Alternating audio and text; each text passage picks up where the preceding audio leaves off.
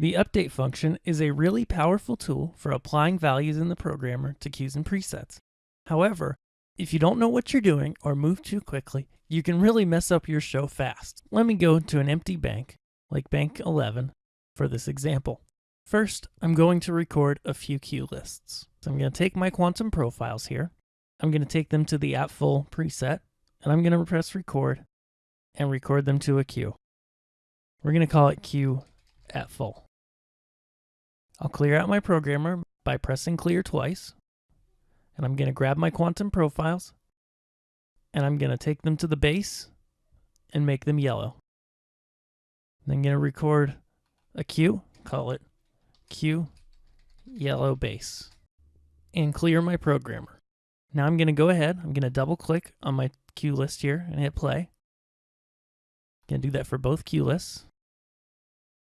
And so now both those cue lists are active, and on my stage I'm going to see that the Mac quantums are at full and that they are pointed at the base position and they are yellow. Now let's go ahead and grab those quantums and we're going to modify a color. I can see here in my attribute wheels that yellow's up at full, magenta's at 0, cyan's at 0. Just going to bring in some magenta, make this a little red or a lot red, and then I'm also going to move the pan tilt a little and go ahead and take the intensity down to 95%. I'm then going to press update. When I press update, a few things pop up that I'm going to explain now.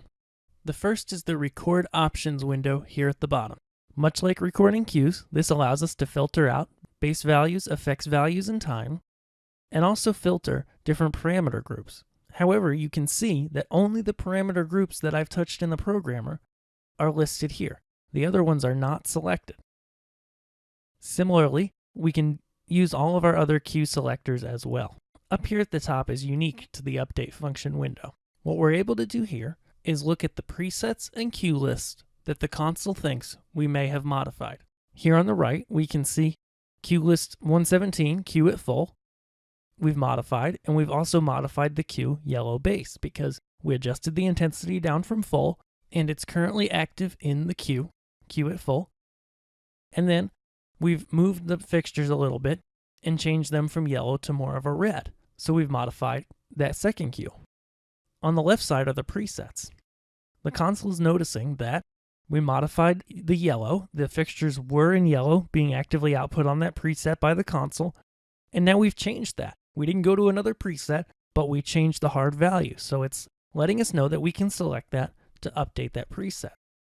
Similarly, intensity at full we've modified because we've taken the intensity from full down to 95%, but we didn't use a preset. And similarly, we moved the pan and tilt of the units, but we did not put them in a different preset. So it's letting us know that we might want to update the preset base. When you're in the update window, it's super important that you only select in red the things that you actually want to update. If you click all of these, for example, by pressing the select button to select all, then every cue that was built from that yellow preset is now going to change to the new red color that you just mixed on the fly. Similarly, every place that these units were at full, these quantum profiles, they're now going to turn to 95%, and everywhere they were pointed at the base, they're no longer going to be pointed in the right direction. So it's very important to be careful, especially with the presets in the update window that you select. We're going to press deselect, but also which cues you select, because you're going to see cues in here at times that you didn't expect to. And if that's the case and you don't want to update those cues, make sure you deselect them before you hit enter.